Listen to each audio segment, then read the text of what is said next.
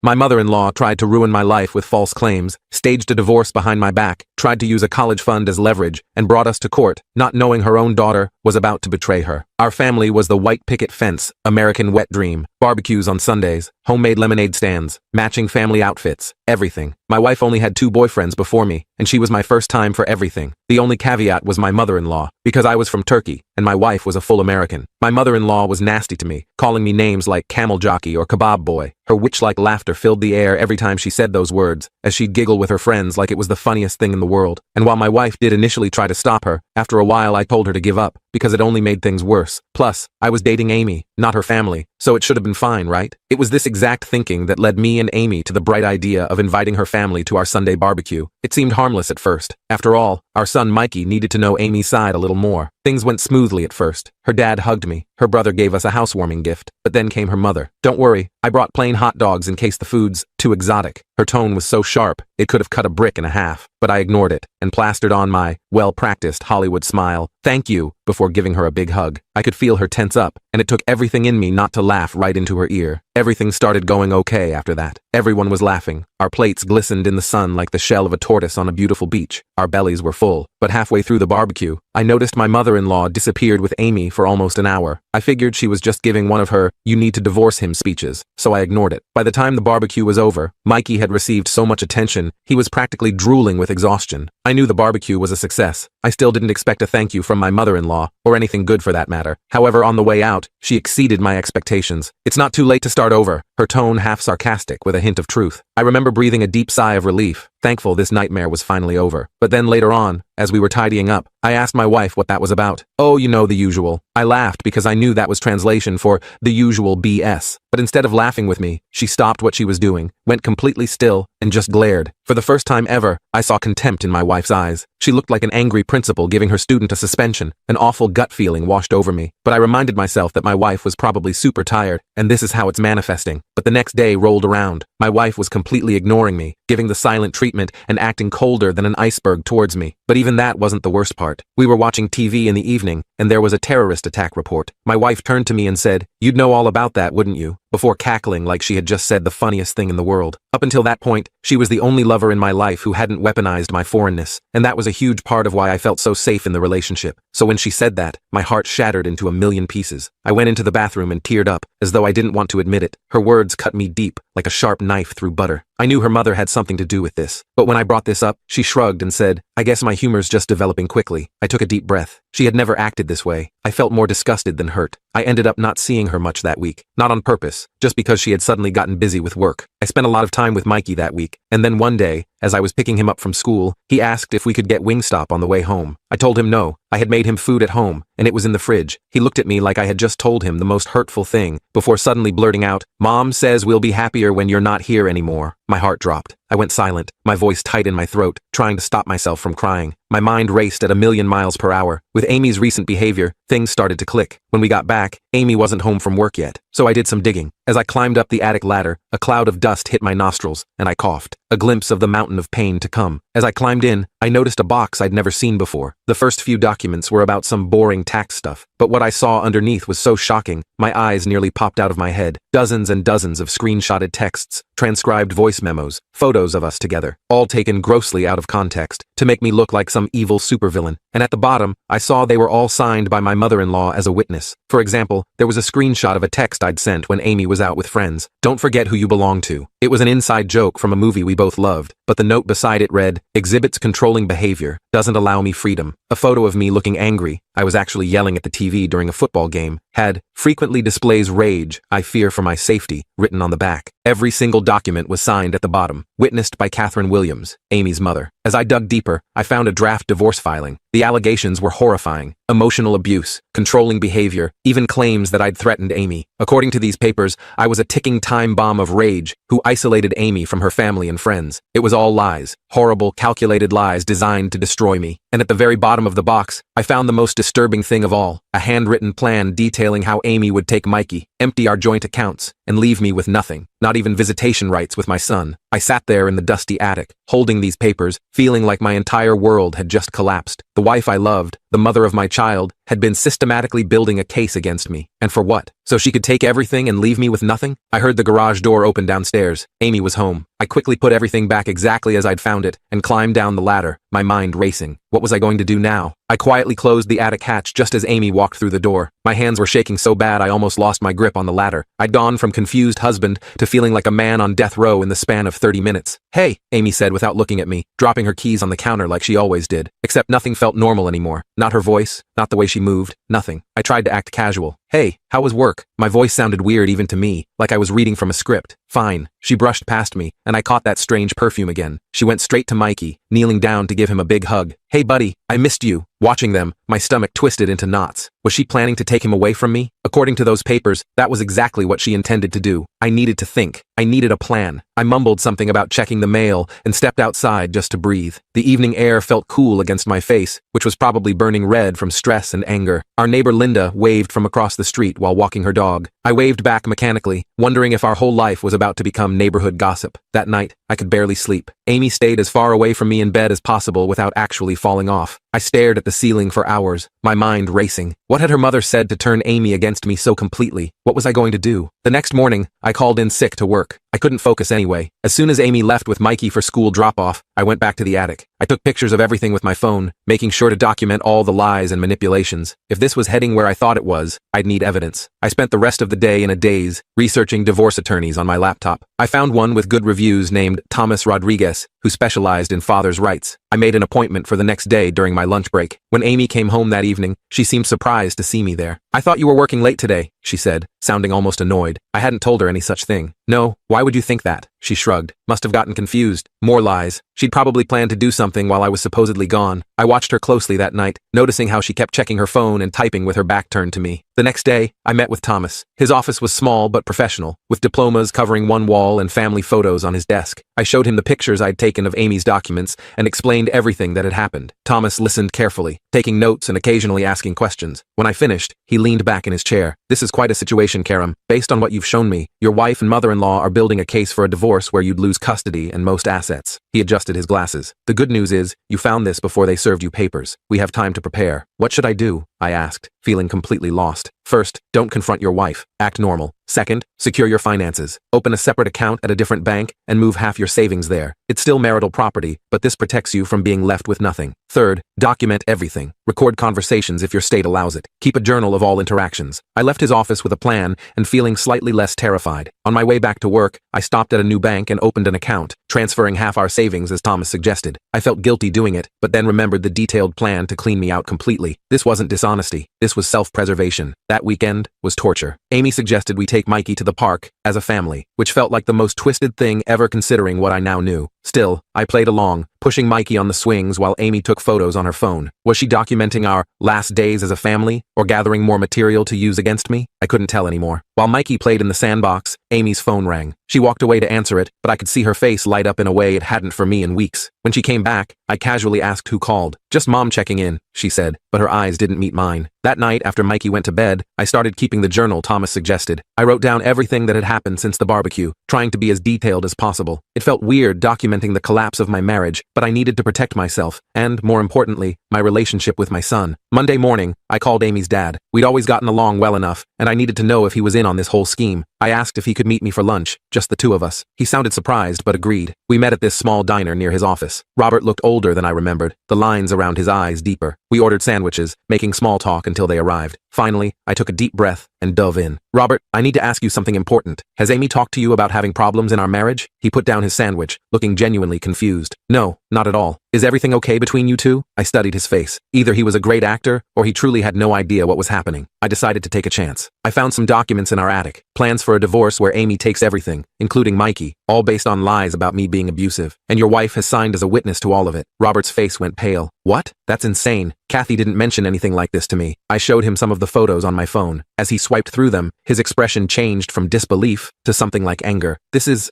Catherine's handwriting, all right." He handed back my phone. "I had no idea, Karam. I swear, this isn't right. I don't know what to do, I admitted. I love Amy, but she's completely changed. And the thought of losing Mikey, my voice cracked unexpectedly. Robert reached across the table and put his hand on my arm. I'll talk to Catherine and Amy. This has gone too far. I shook my head. Please don't. Not yet. If they know I found these documents, who knows what they'll do next? I need to protect myself first. He nodded slowly. I understand, but I want you to know, I'm not part of this, and I don't support it. You've been a good husband and father. Whatever Catherine has put in Amy's head, it's not right. Having Robert as an ally lifted a huge weight off my shoulders. Before we parted, he promised to keep an eye out for any more scheming without revealing what he knew. Over the next week, I continued playing the role of oblivious husband. I noticed Amy making more work calls in private and having hushed phone conversations that ended abruptly when I entered the room. I documented everything in my journal and had regular check-ins with Thomas. Then came another bombshell. Amy's brother Mark texted me out of the blue. Hey man, can we grab a beer tonight? Need to talk about something. We met at a sports bar a few towns over, where we wouldn't run into anyone we knew. Mark looked nervous, fidgeting with his beer coaster. So what's up? I asked, trying to sound casual. Mark took a long swig of his beer. Mom called me last night. She wanted me to write a statement saying I'd witnessed you being verbally abusive to Amy at family gatherings. My heart sank. And I told her she was crazy. I've never seen you be anything but respectful to Amy. I don't know what's going on, but Mom was insistent. Said Amy's planning to leave you and needs evidence for the divorce. I filled Mark in on what I discovered. Like his father, he was completely shocked. This is messed up, Karam. Mom's always been difficult, but this is next level. What can I do to help? We spent the next hour making plans. Mark agreed to pretend to go along with Catherine's request, but would actually document all her attempts to fabricate evidence against me. He'd also keep his ears open for any talk about their timeline. On the drive home, I felt a strange mix of emotions, betrayed by my wife, but touched by the support from her father and brother. I wasn't alone in this fight anymore. When I got home, Amy was waiting up, arms crossed. Where were you? Just having a beer with some guys from work, I lied, hating how easily it came now. Robert's getting divorced, needed to vent. Something flashed in her eyes. Divorce, huh? Poor guy. Yeah. I headed to the bathroom to avoid further conversation. In the mirror, I barely recognized myself. The stress was taking its toll. I looked tired, older. This couldn't go on much longer. The next day, I installed a small camera in our living room. Thomas had suggested it, and though it felt invasive, I needed to protect myself. I made sure it was legal in our state, and positioned it to only capture common areas of the house. That decision paid off sooner than I expected. 2 days later, while reviewing the footage, I saw Amy and her mother in our living room while I was at work. I don't know, Mom, Amy was saying, looking unsure. This feels wrong. He's never hurt me. Catherine's voice was sharp. Don't be naive, Amy. Men like him always show their true colors eventually. Remember what your cousin Jen went through? Better to get out now, while you have the upper hand. Think about the settlement. You'll never have to work again. What about Mikey? Children are resilient. Besides, he'll be better off without that foreign influence. I watched in disbelief as Catherine pulled out papers from her bag, the same ones I'd found in the attic. They spent the next hour adding to the fabricated evidence, with Catherine coaching Amy on what to write. At one point, Amy looked genuinely uncomfortable, but her mother kept pushing. Just think about the beach house we could buy with his 401k money, Catherine said, smiling. And that Turkish rug store of his brother's will be worth something too if we play this right. I felt sick. This wasn't just about getting me out of the picture. This was about money. Catherine was using her own daughter in a scheme to essentially rob me and my family. I saved the video in multiple places, including sending a copy to Thomas. He called me immediately after watching it. This is exactly what we needed, Karam. This proves the allegations are fabricated and shows coercion, but we still need to be strategic about how we use it. I agreed, though part of me wanted to confront Amy immediately. How could she do this? Was our entire marriage a sham? That night at dinner, I nearly broke when Mikey asked if we could go to Turkey next summer to visit my family. Grandma said I can't go there anymore because it's dangerous, he added innocently. Amy quickly changed the subject, but the damage was done. They were already poisoning my son against his heritage, against half of who he was. I excused myself from the table before I lost my composure completely. The next day, Mark called with new information. They're planning to file next Monday. Mom's meeting with some hotshot divorce attorney tomorrow to finalize everything. This accelerated our timeline considerably. Thomas advised me to file first, using the evidence we'd gathered. If we wait for them to serve you, you'll be on the defensive from day one, he explained. We prepared all the paperwork that weekend. I felt like I was living a double life, playing board games with Mikey and making Sunday breakfast while simultaneously planning for a divorce battle. Amy continued her act too, though I noticed moments when she seemed almost like her old self, especially around Mikey. It made me wonder how much of this was her idea versus her mother's manipulation. Monday morning, I left for work as usual, but went straight to the courthouse instead. Filing those papers was one of the hardest things I've ever done. Each signature felt like another nail in the coffin of our marriage. I was just leaving the courthouse when my phone buzzed. A text from Mark. Mom just picked up Amy from work. They're heading to their lawyer now. You beat them by hours. That afternoon, Amy was served with the divorce papers at her office. I made sure Mikey was with me, taking him straight from school to my friend John's place, where we'd arranged for him to have a play date with John's son. I didn't want him home for the inevitable confrontation. The storm hit around 6 p.m. Amy burst through the front door, her face contorted with rage. "What the hell is this?" she screamed, waving the papers. "Divorce papers," I said calmly. "I figured I'd save you the trouble of filing yourself." Her face changed from anger to confusion. "What are you talking about? Don't play dumb, Amy. I know everything. The fake abuse claims, the plan to take everything, including Mikey, your mother coaching you on how to set me up." She paled slightly but rallied quickly. "You're paranoid. This is exactly why I need to get away from you." "Really? So you weren't planning to file for divorce today? Your mom didn't meet with a lawyer last week?" That stopped her. "How did you? And I suppose you weren't building a case against me with fabricated evidence that your mother witnessed. Evidence that's conveniently stored in our attic?" Amy sank onto the couch, her bravado evaporating. "You found the box." "I did. And I have video of you and your mother creating false evidence." "What were you thinking, Amy? Was our whole marriage a lie?" She looked up, tears in her eyes. "No, I loved you. I still do, in a way. But Mom said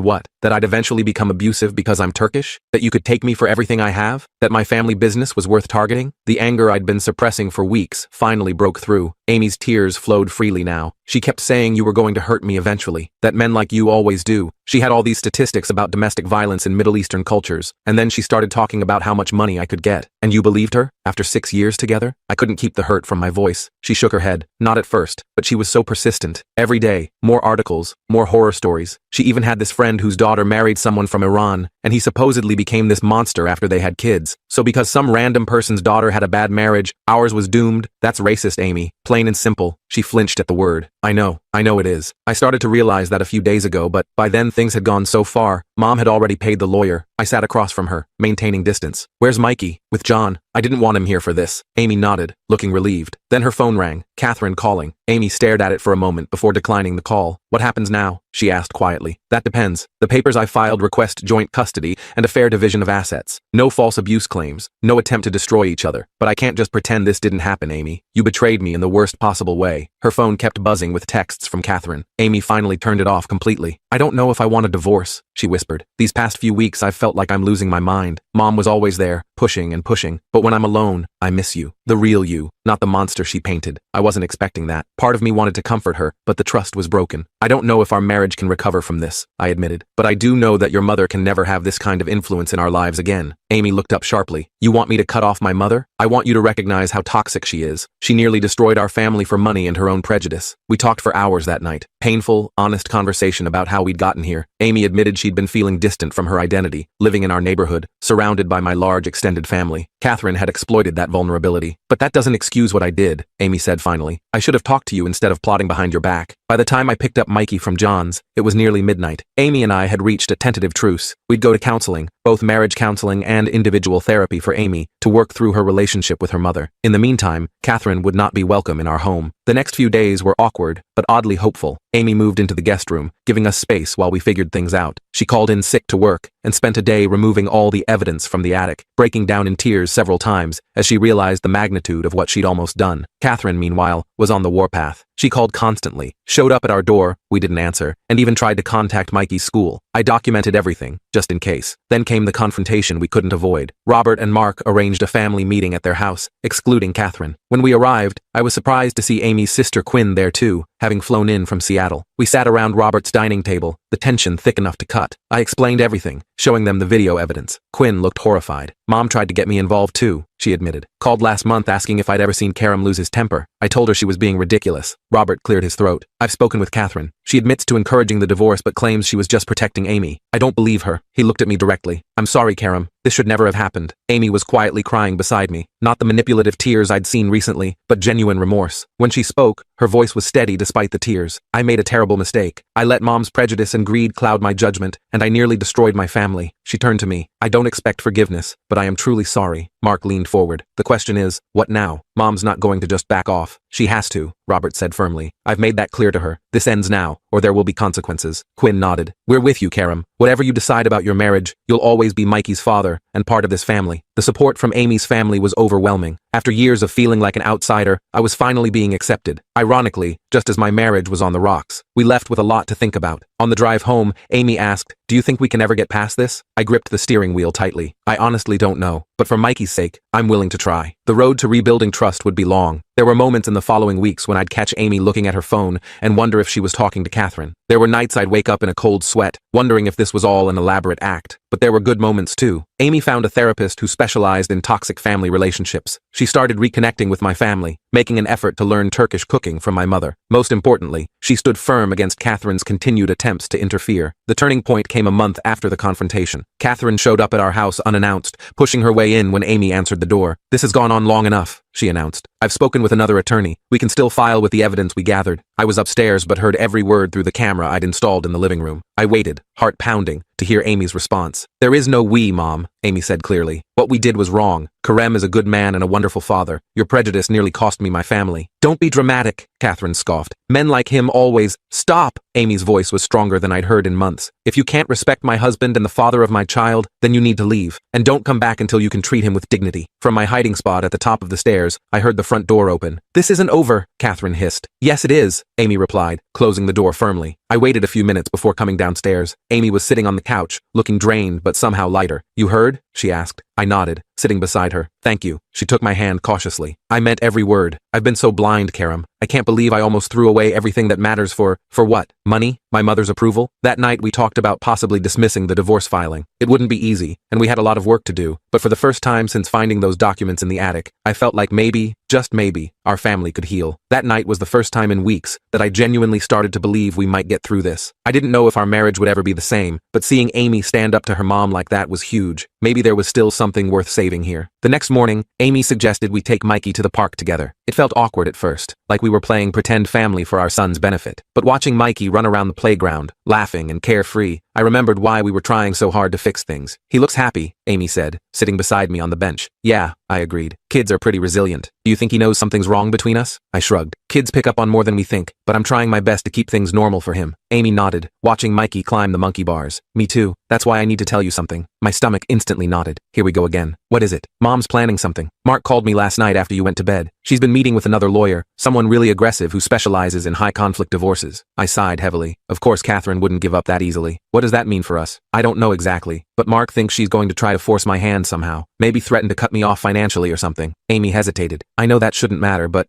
your parents have always helped you out," I finished for her. Amy's family was pretty well off, and they'd given us our down payment and helped with Mikey's private school tuition. "I'm not saying I'd choose money over our family," Amy added quickly. "I just wanted you to know what we might be up against." I appreciated the honesty at least. "Thanks for telling me." We didn't get much time to discuss it further because Mikey came running over, demanding we watch him go down the big slide. For the rest of the afternoon, we put aside our problems and focused on being parents. That evening, after Mikey went to bed, I called Thomas to update him on the situation. He wasn't surprised about Catherine hiring a new lawyer. "People like her don't back down easily," he said, "but her standing is weak now. You have evidence of the fabricated abuse claims, and Amy isn't cooperating with her anymore. So what should we do?" I asked. "Stay the course. Keep documenting everything. If you and Amy are really trying to reconcile, we can file to dismiss the divorce petition, but I'd wait a bit longer to make sure things are stable." I agreed with his advice. Trust wasn't going to be rebuilt overnight. The next week was relatively calm. Amy and I started couples therapy with a counselor named Dr. Quinn, no relation to Amy's sister. Our first session was tough, lots of tears and painful truths. I admitted how betrayed I felt, and Amy talked about how she'd let her mother manipulate her insecurities about our cultural differences. "I was always a little intimidated by your family," she confessed during our second session. "Everyone speaking Turkish at gatherings, all the traditions I didn't understand. I sometimes felt like an outsider." "You never told me that," I said, genuinely surprised. I didn't want to seem ignorant or racist, but Mom used that. She kept telling me I was losing my identity,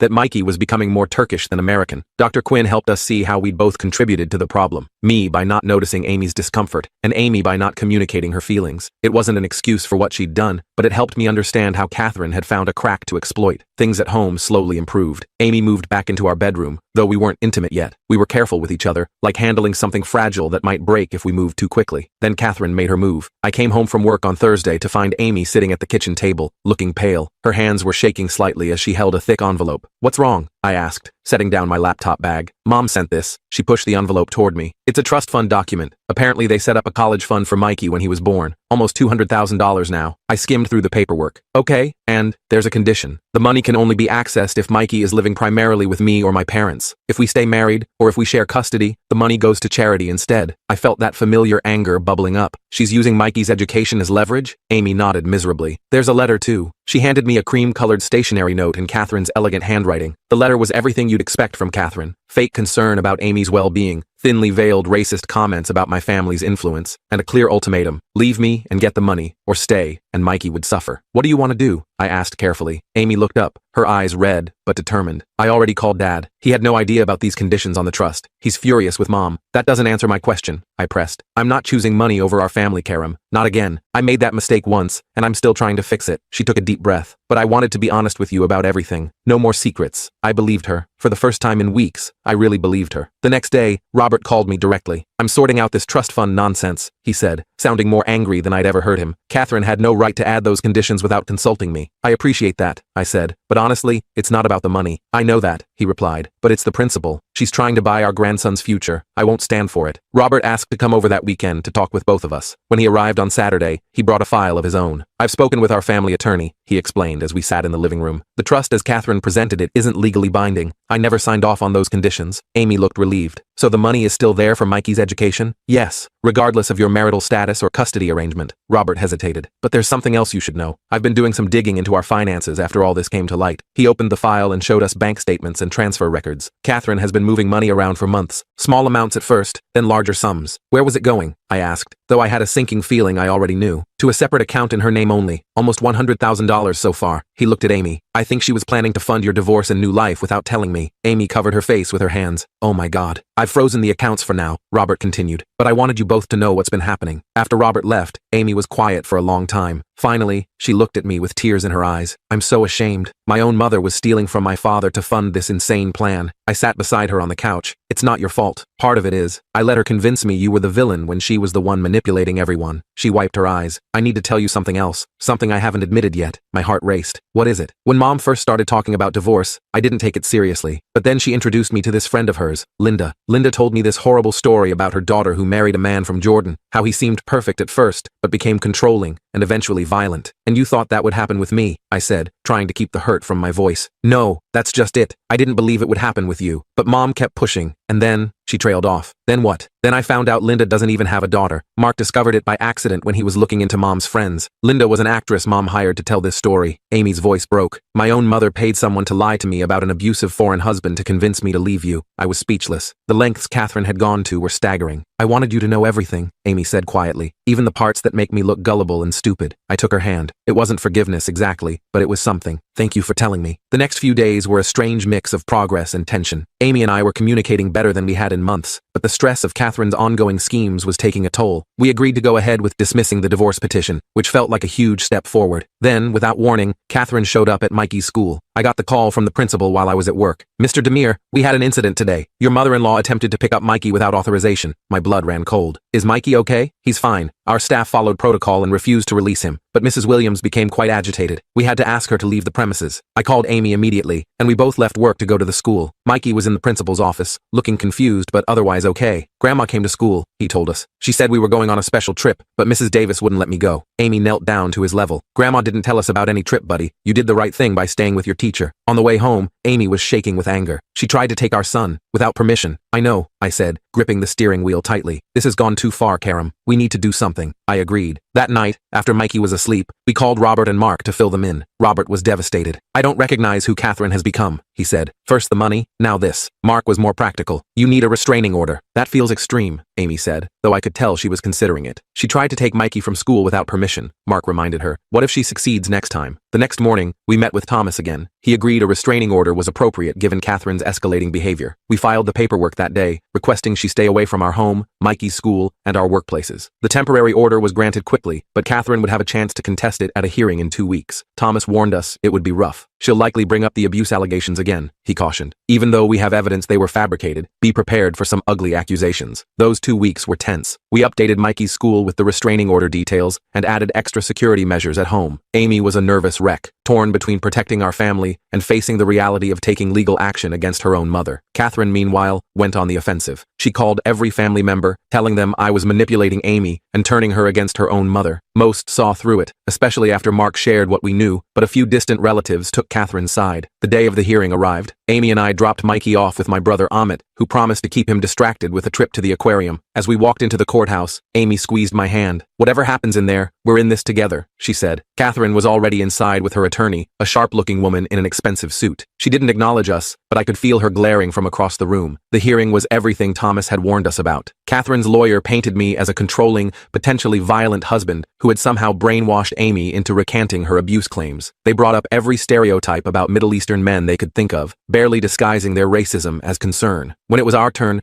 Thomas calmly presented the evidence we'd gathered. The video of Catherine coaching Amy to create false allegations, the financial records showing Catherine's misappropriation of funds, the statement from Mikey's school about the unauthorized pickup attempt. The judge, a no-nonsense older woman named Judge Thornton, listened carefully to both sides. When all evidence was presented, she addressed Catherine directly. "Mrs. Williams, the evidence suggests you have engaged in a pattern of deception and manipulation aimed at destroying your daughter's marriage for reasons that appear to be primarily rooted in prejudice." Her tone was stern. "Furthermore, your attempt to remove your grandson from school without parental permission is extremely concerning." Catherine tried to interrupt, but Judge Thornton silenced her with a look. "The restraining order is granted for a period of 1 year. You are to remain at least 500 feet from your daughter, her husband, their child, their home, workplaces, and the child's school. Any violation will result in immediate consequences." She turned to us. "Mr. and Mrs. Demir, I suggest you pursue family counseling to address the damage this situation has caused." As we left the courthouse, I felt a strange mix of relief and sadness. The restraining order would protect us, but the fact that we needed it at all was heartbreaking, especially for Amy. "Are you okay?" I asked her as we walked to the car. She nodded slowly. "I think so. It feels like the end of something, but maybe also the beginning of something better." Over the next few months, our lives gradually stabilized. With Catherine legally required to stay away, we could focus on rebuilding our family without her interference. Amy continued her individual therapy, working through the complex emotions of essentially losing her mother while saving her marriage. Robert filed for divorce from Catherine, unable to forgive her financial deception and the lengths she'd gone to manipulate their daughter. He became a regular visitor at our house, rebuilding his relationship with Mikey and, somewhat surprisingly, developing a friendship with my father when my parents visited from Turkey. 6 months after the hearing, Amy and I renewed our vows in a small ceremony in our backyard. Nothing fancy, just close friends and family celebrating the fact that we'd weathered the storm. My brother Amit brought his famous kebabs, Mark handled the music, and Quinn decorated everything beautifully. During the ceremony, Amy added her own surprise vow in halting but carefully practiced Turkish. The effort she'd put into learning those few sentences in my native language moved me more than anything else could have. Later that night, after the guests had gone and Mikey was asleep, Amy and I sat on our back porch looking at the stars. "Do you think we'll ever completely get past this?" she asked. I thought about it for a moment. I don't know if get past is the right way to think about it. It happened. It changed us. But maybe it also made us stronger in some ways. Amy leaned her head against my shoulder. "I'm still sorry." "I know," I said, "but I'm not looking backward anymore." And I meant it. The trust wasn't completely rebuilt yet, and maybe it never would be 100% what it was before. But Mikey was happy. Amy and I were working through our issues, and for the first time in a long time, our future looked bright. Catherine eventually moved to Florida after her divorce from Robert was finalized. We heard through Mark that she'd joined some kind of community for parents estranged from their ungrateful children. Apparently, she'd found plenty of like-minded people who refused to acknowledge their own toxic behavior. We maintained the restraining order when it came up for renewal, though Catherine had made no attempts to contact us directly. Sometimes I caught Amy looking sad when Mother's Day advertisements appeared, or when Mikey occasionally asked about his other grandmother. Those moments were hard, but they became less frequent with time. The most unexpected outcome of the whole ordeal was how much closer I became with Amy's father and siblings. Robert often joined us for Sunday dinners, Mark became my regular golf buddy, and Quinn moved back from Seattle to be closer to family, becoming Mikey's favorite aunt. As for me and Amy, we weren't perfect, but we were working on it. One night, as we were getting ready for bed, Amy found an old photo of us from when we were dating, young and carefree, standing in front of my parents' restaurant in Turkey during her first visit there. "We look so happy," she said wistfully. "We were," I replied, looking over her shoulder at the photo. "And we will be again." She turned to face me, her expression serious. "I almost threw this away. All of it. For what? My mother's approval? Money?" I shook my head. "It doesn't matter anymore. You didn't throw it away. That's what counts." And as I held my wife in my arms that night, I knew we'd be okay. Not because everything was magically fixed, or because we'd forgotten what happened, but because we'd both chosen to fight for our family when it would have been easier to walk away. Sometimes the hardest battles are the ones most worth winning.